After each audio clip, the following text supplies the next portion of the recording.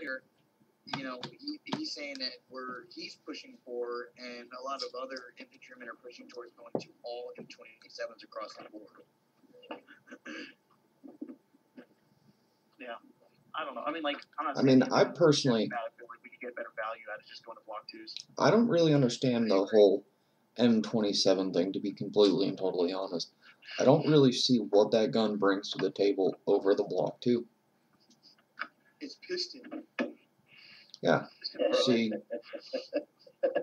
you can throat pluck yourself with a piston. I could give a damn less about that. Yeah, you can go ahead and say it's more reliable, this, that, and the other thing, but the M4 is a very reliable gun. The M27 is extremely heavy. Not extremely heavy, but it's heavy. Heavier. Yeah, heavier. It's it's close to double the weight of an M4, and it's front heavy. It's not like it's a balanced gun. All the weight is on the front. But I mean, if you look at it, the military is kind of at a point where they're trying to lighten the load, so to speak. So what good does it do to issue lighter body armor, this, that, and the other thing, and then give a heavier weapon system that really offers no extended capability over something like the Block 2 that's already in the system? And I'm damn sure positive the Block 2 is cheaper. That's why they kick out everybody that's spent money. Like loads. Oh yeah, I go off on wild tangents about fucking shit. Yeah, I don't know. I mean, it's. Like Hunter was saying, I was actually asking the other day because I had a coworker was asking me about this whole M27 versus SAW thing with the SAW creeping its way back in sometimes, and I don't know. I just wish this fucking piston thing would die. I really do. Like, I did the piston thing. Yeah, granted, it wasn't an H&K. Yes, the 10-inch HK 416s are cool if you want to do some Zero Dark 30 shit, which, let's face it, we all kind of do every once in a while. Yeah, but otherwise, I mean, fuck, pistons, you try to put shit in the M16 that doesn't belong there. You're going to have more issues than you solve. You cannot retrofit a gun. Yeah. Well, I mean, the M16 was ground up build. Which is like the SIGs are, but SIG is shit now, so. Yeah. Well, so we got on that. I think a couple of us were in that whole debate the other day, and like I kind of agreed with that guy, and I kind of agreed with you guys in my post, whatever. On both. Theoretically, it should be less accurate because of the harmonics and other things going on. People go, oh, reliability, it doesn't shit where it's heat, blah blah blah. But you got to think. So at 5,000 rounds or whatever, 10,000 rounds, wherever you're changing gas rings or you might change a bolt, that's technically the TDP or whatever, or PM, that's what it says to replace it. You carry 5,000. Do they get replaced? No. But they gauge the barrels every now and then. The barrels, they don't change. That's why you shoot a fucking barrel with a gun with a broken bolt lug from up of it. But to get back on this topic, like, you've got to replace springs. You've got to replace op rods. How much damage to the carrier itself is getting done. Instead of just replacing a carrier key, which you would replace the whole carrier anyways, but instead of having the option to replace just a carrier key, now you got to replace the whole carrier. Do you have metal on metal contact? Yes, I guess. Is the 4140s and all this other stuff. Does the M27? I'm not very hip on the HK guns, but is the bolt carrier on the HK all one piece and is in reference to where the gas key would be? One piece in the bolt, right, or the carrier, Yeah. right? Yes. I think it's like the tappet or whatever you want to call it. I forget what they have a term for all that shit. They do. But I mean, it integral or whatever. But to me though, it's integral's the right word. A direct gas impingement gun, like the M4 has been damn near completely perfected. The gun is reliable, it's accurate, it's easy to maintain. That gun was designed to be DI. Why would you go and try and put a piston into a gun that was never designed for it? I mean, look at all the issues. Look at all the issues LWRC had. Sorry, there are guns that are designed to be piston driven, such as the AK or several other ones that I can't think of the exact name for them right now, and they run great because they were designed to be piston driven guns. Kalashnikov had the right idea. He did. For a battle rifle that just puts rounds down range, it just does not stop. He had it. The AK is a great gun.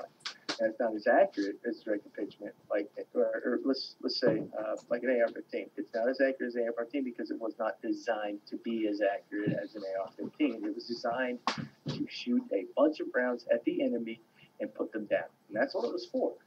And that's the thing. Like, people want to debate all the time that, you know, my 416 is better than your AR-15, and it may be in certain aspects. It really may. Like, I can come up out of water and I can shoot it. And I get that. That's cool and all. But when it comes to like a Mark 12, you're not going to tell me that a piston Mark 12 would be more accurate than a gas-driven Mark 12, because it's not. Well, I mean, that was my whole point in that thread. It's not only that, but if you look at the Russian military standard for accuracy compared to the U.S. standard of accuracy for a rag-grade M4, they're not very far off. Right. They're pretty close in what the requirement is. That's a good point. Oh, there was something I was thinking there. The other thing that pisses me off is people putting 7.62 by 39 in AR-15s. Hold on a I second. don't understand why. They're like, oh, but they're cheap. It's cheap ammo. I'm like, that's great. Every fucking 10 minutes. And then they don't understand. Now, like, hold on a my second. bolt's just fine. I've shot literally hundreds of rounds through it. I'm like, do not understand the difference between a tapered chamber and a straight chamber. Oh, shit. You got a rifle that's designed for straight, and you throw a tapered fucking case wall round in it, and then the increased, like, which multiple companies have realized, yeah, it creates a fuck ton more thrust against your lugs, and it shears your lugs off, and then cracks lugs and all kinds of other fucking horse shit, and, you know, they don't get it, and they're like, oh yeah, just go get one of those enhanced LMT bolts, you know, the ones that are like $300 that you can't fucking find anywhere. Yeah. Well, now, Those LMT bolts. this is something I have some experience with. I built two 7.62 by 39 ARs. One was a pistol, some 7.5 inch, and the other was a rifle at 16 inch. And it was, I did do that. I went and bought the LMT bolts. Went and bought the tool grade, you know, metal LMT bolts. And I was getting, believe it or not, subminimal accuracy, but I had to buy quantity loaded ammo for it. And it wasn't cheap anymore. It was actually more expensive than shooting an AR-15. And it did work, but there were so many things that I had to do to make it work. I couldn't just go buy an AR-15 and it worked. Like you're saying, because of those things. It was the tapered case. I had to get a special magazine. I had to get my gas port the right diameter. I had to get everything exactly perfect. All I'm saying is if you want an AR that fires an AK round nowadays, buy a 300 Blackout. Yeah, exactly. Hey guys, Good point. Straight 30 case S. wall, it's designed for it. I mean, my thing is mainly it's like not understanding the straight case wall versus tapered and how that affects the actual weapon and what it was designed to do. hey guys, I'm gonna go ahead and bounce. Who's bouncing? Hunter. Oh, of course he is. Yeah, I got fucking formation in like 4 hours.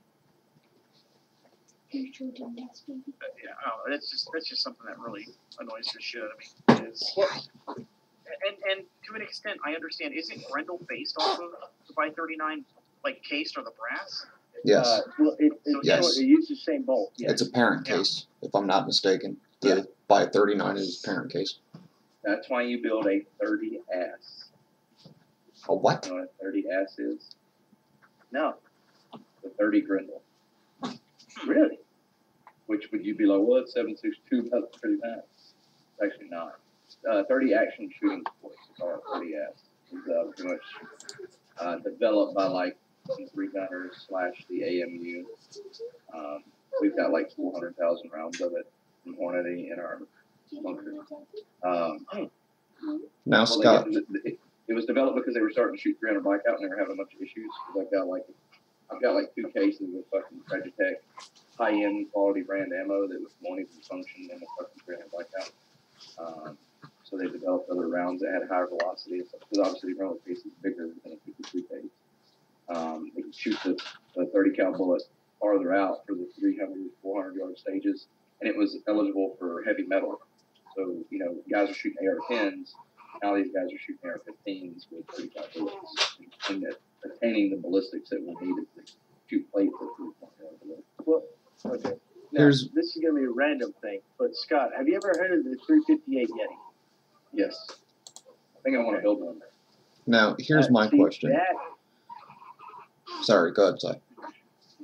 what I was going to say is that round seems to kind of replace the 300 Blackout, in my opinion, because it's still an AR-15. It's still got the 3 in front of it, but it's doing things that 308 can in a To me, that round 500 replaces yards the or less. 458s and the 50 Beowulf. Yes. Well, it's got better ballistics. It really does. Now, I've not seen a whole lot of suppressed shooting out of it. I hear, because I'm in the group of the guy that created the round. I forget his name, but yeah. Yeah, he's actually got a CNC now, and he's starting to create his own barrels. But that round, to me, seems to be the better of all the bigger caliber AR-15 rounds, and it seems to be taking off. Now, Scott, here's my question for you, seeing as you're the AMU guy and you know all about this whole ballistics thing.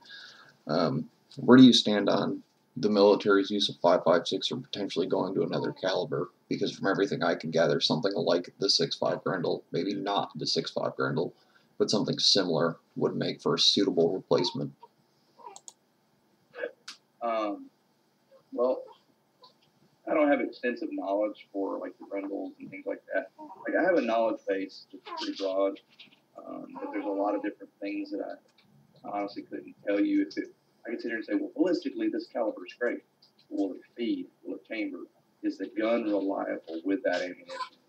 You know, is the bullet choices out there sufficient? Like he talks about the 358 Yeti. How many good 35 caliber bullets are out there? Not many. You know, it's like 270 ammo. You know, the Army looked at 264 USA and 277 USA. Well, 277 kind of went out the window because there's shitty ass DC 277 bullets. But there's plenty of good 6.5 bullets. So when I showed you guys that picture in the other video the other night, that was why it was primarily 264, but there was an actual other slide of it, it's 277 as well.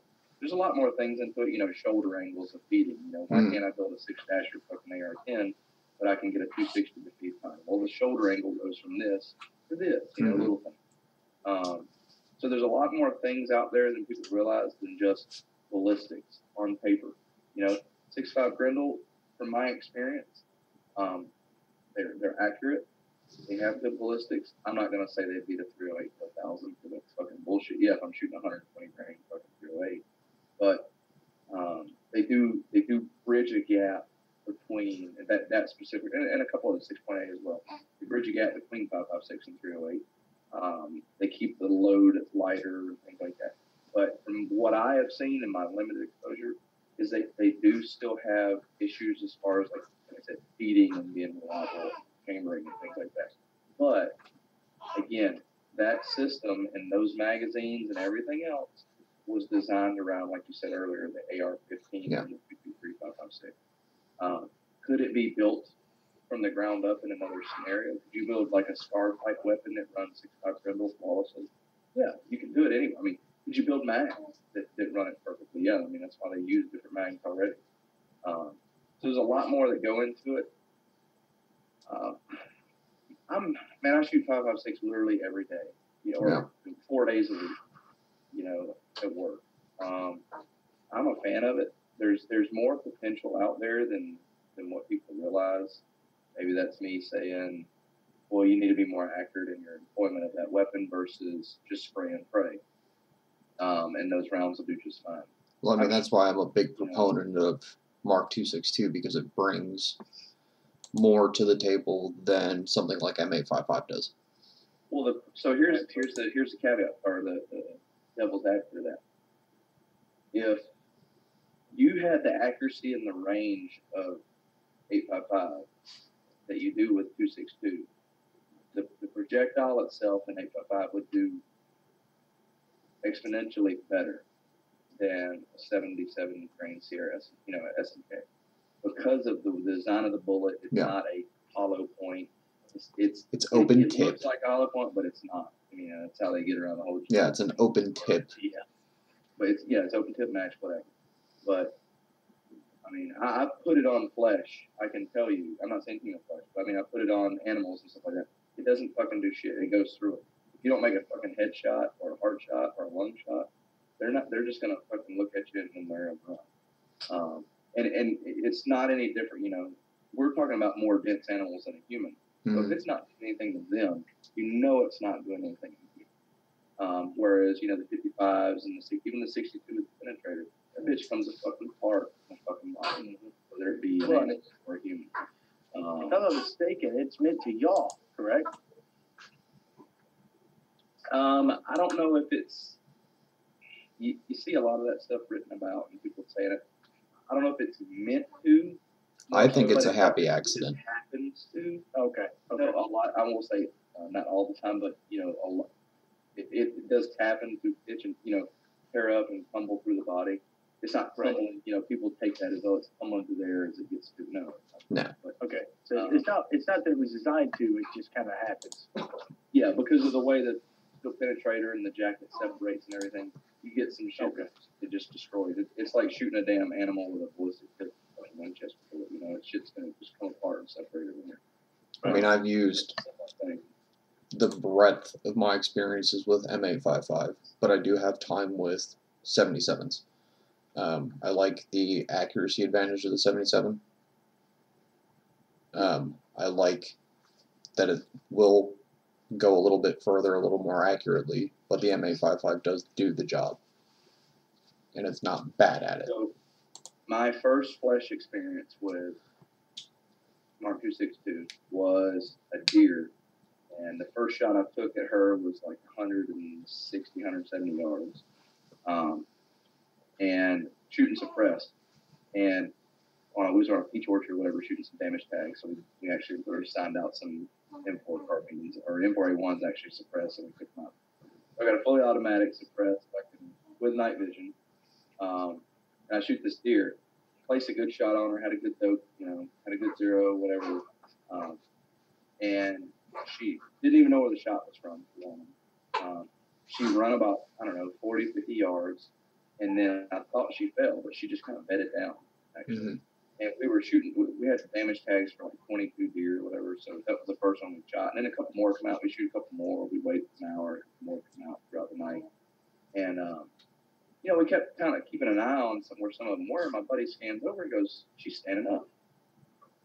And we're like, there's like 5 of us, and we're all looking out there, and we're like, oh shit, there's no way this fucking deer is standing. Like it's not the same deer. It's another deer. The way she was acting, she was kind of walking around in her area, literally started feeding again. And I fucking placed a good shot on her, and I'm like, well, maybe I fucking missed, right? So, long story short, we wait like 30 minutes, and we had to stop it right before midnight. 11:59, whatever it was, cut off time for the shoot for these damage tags or pest control tags, whatever we call them. So I fucking put one in her head, and obviously that dropped her. And I'm like, well, she was about the same distance. She just kind of ran laterally away. She's still 170, 180 yards away. Whatever. We go out and get her, and no, that bullet had just happened to go between her heart and her lungs, but didn't hit anything. She was also pregnant with 2 fucking little ones, but it didn't hit anything in there. It skipped off what looked like or something of the bullet. We never obviously went completely through her. But the exit wound was as small as an entry wound. If you ever seen an entry 5.56, it's half the time you can't even find it. Right. Yeah, it's like a pinprick. That was it. Like it didn't expand in her at all. And I'm not even talking 50-yard shot where it's going so fast it's not going to expand. That kind of mentality. And we're talking, 10 or 200 yards away. Should have expanded, didn't. And that was Mark 262, versus I can tell you that I've shot pigs at less yardage, and like I've shot a squirrel that the fucking 62 grain blew up in. No, I mean, the 62 grain pill definitely does the job. If you could just take the 62 and have somebody besides the fucking Taiwan and the Philippines and Israelis and shit. If you get away from that, I forget the type of loading they call it. It's a mass production. There's a name they call it, but if they could get away from that and start loading accurate shit and having bullets that are consistent, it's a 62 grain bullet, but I guarantee you weigh them there anywhere from 59 to like 67 grain. Yeah. Oh yeah. You get a lot of different variants there. Just like same thing with machine gun ammo, 142 or whatever. It's all different weights, but some of that's legitimately on purpose, because when you shoot a fucking machine gun, it's volley fire and shit like that. You want it to be slightly inaccurate, so it actually can hit target versus being pinpoint accurate. But anyway, so kind of go with that.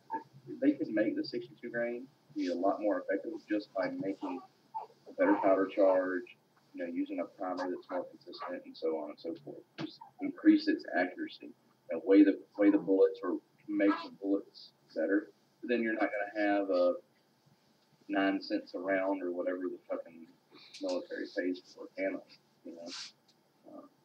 You'll end up with a fucking $1 a round again or whatever like it.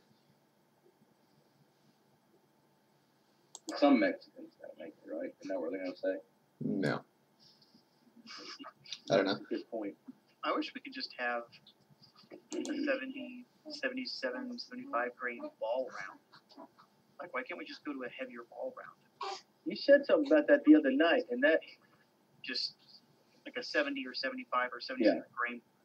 So they did testing with all different weights and stuff, and I don't really know. I don't know why, 55 and so on and so forth in the beginning was chosen, other than maybe at the time that, because it's a bunch of different companies. It wasn't one company making all these different bullet weights. It was multiple companies coming in with, this is my product, try it, and it was kind of the whole bidding war and all that stuff.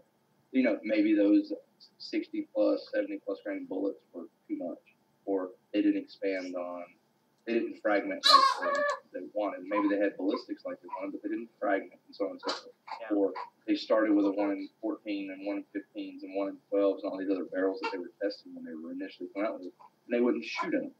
And they were like, well, I guess it's not fast enough, but we've already purchased all these, and we've contracted the barrel. Now let's make the ammo. We design a bullet and fit a barrel to that, and then that, and not just go, well, this is the barrel we're going to use, and that's how we're going to do it. And then go, okay, well, now we're limited to this bullet, That would kind of be my guess to it as well, because they didn't know shit like back then that they know now, especially with a semi-automatic type weapon system. Yeah. I mean, I guess it's possible that the 77s didn't work, or like heavier 70 grains didn't work as well as an FMJ, because like the Sierras, the open tip is to, I guess, set the center of gravity rearwards on the bullet to help it be stable, correct? Yeah, it just helps you transfer the weight before you do it. Yeah, so maybe that's what it is the ball round just wouldn't be stable, I don't know, I guess that kind of makes sense to me, right? I mean, if, hey, a 77 grain ball round won't work because it's, not going to stay stable. Okay, that makes sense. Well, it doesn't have to be if it was that way. I think the stupidest thing ever is that whole, we could shoot all points, So, and people felt somebody was talking about FMJ the other day in a group. I don't remember if anybody around you guys were a part of that or whatever, but some guy was talking about FMJ, and he just didn't know. It wasn't like he was being a smart ass or anything. And I actually kind of filled him in, but he thought that FMJ was the jacket was like steel, like, and no, all that is it's just a solid jacket.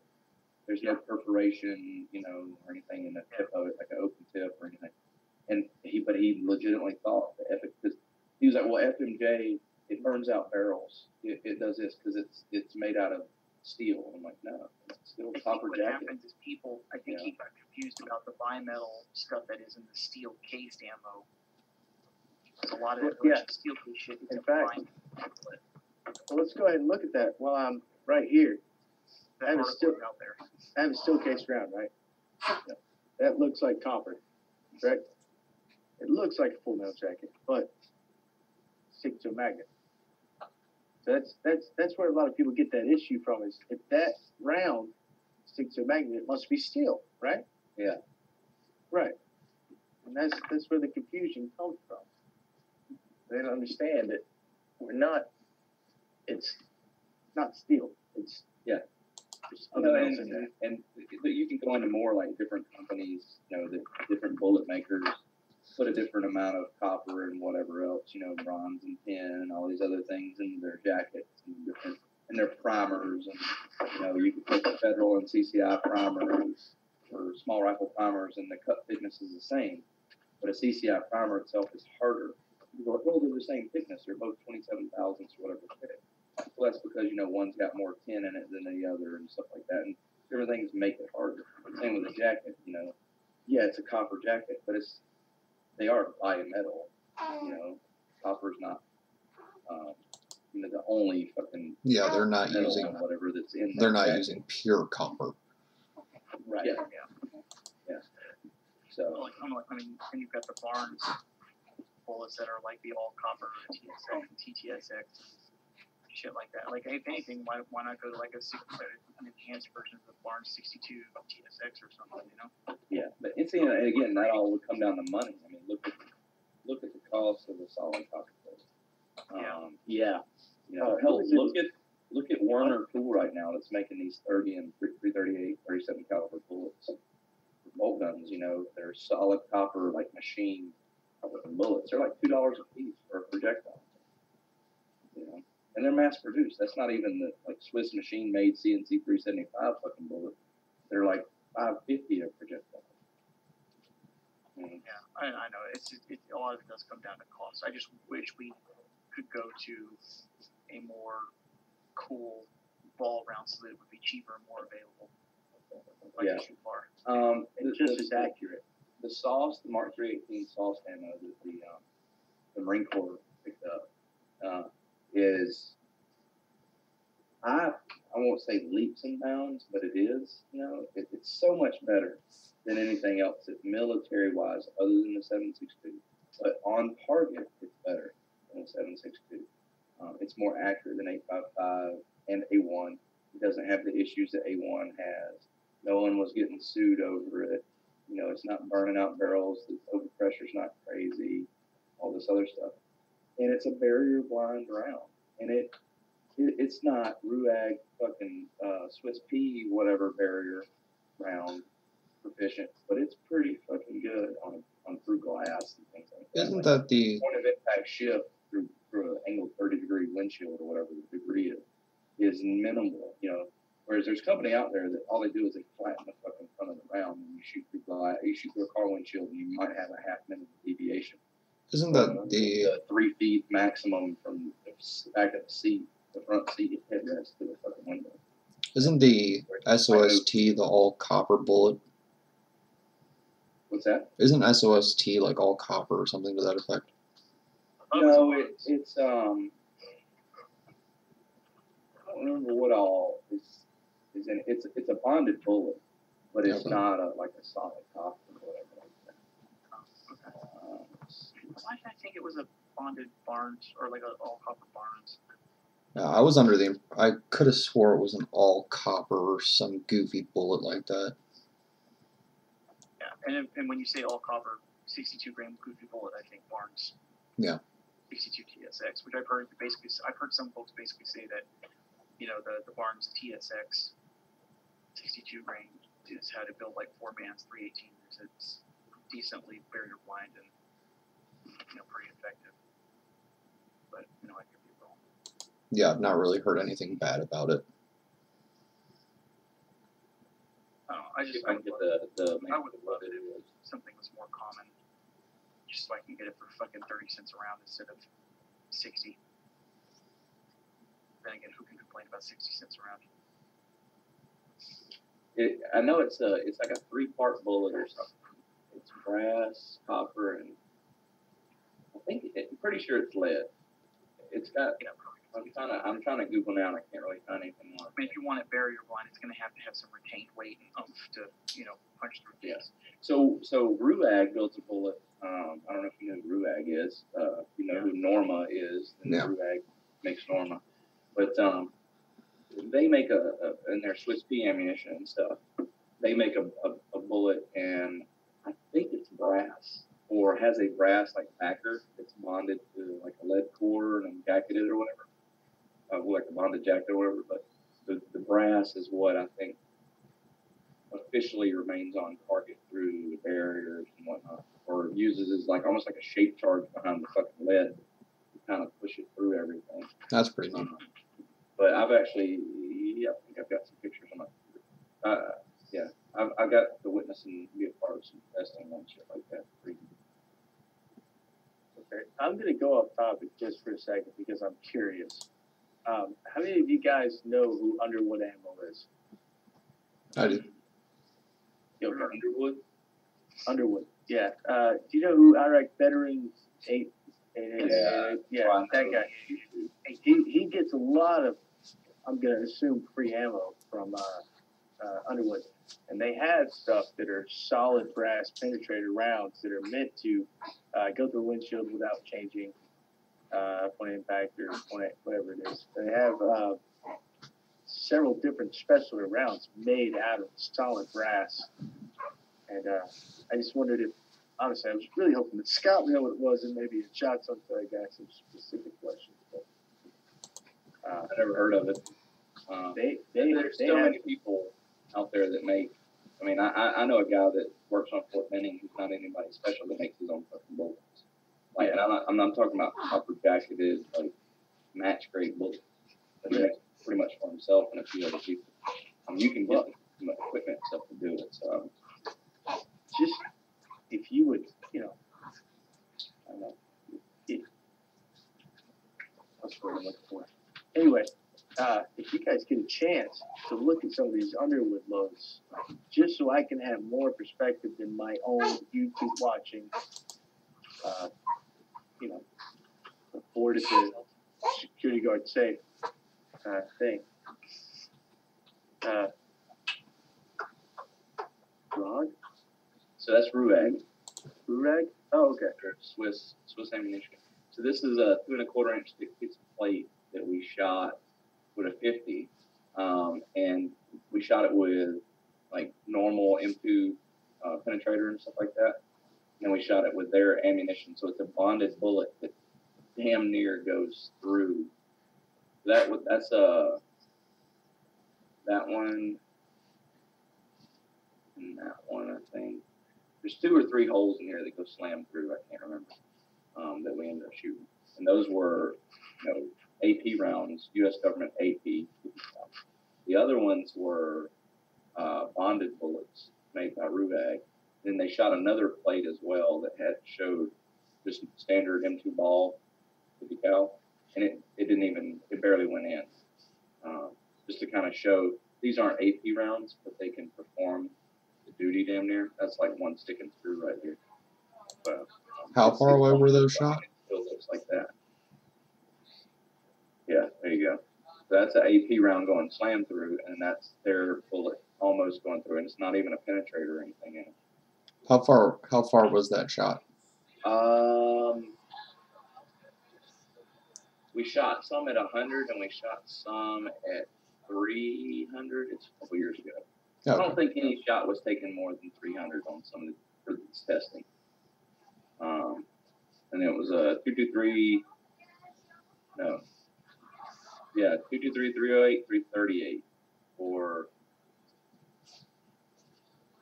might be 308, 330. I don't know. You can look at the mag; those look the same. I can't remember. We had a couple more guns out there, but that's I'm pretty sure that's their 50. That looks like a 50. That's definitely a 50. The mag. I'd say the smallest one looks like a 308. Yeah. I think it's actually a 223 because the mag's going to be the same size. They're same size mag. Yeah, pretty sure that's their 223. This is all from Ashbury Precision Ordnance up there in Virginia.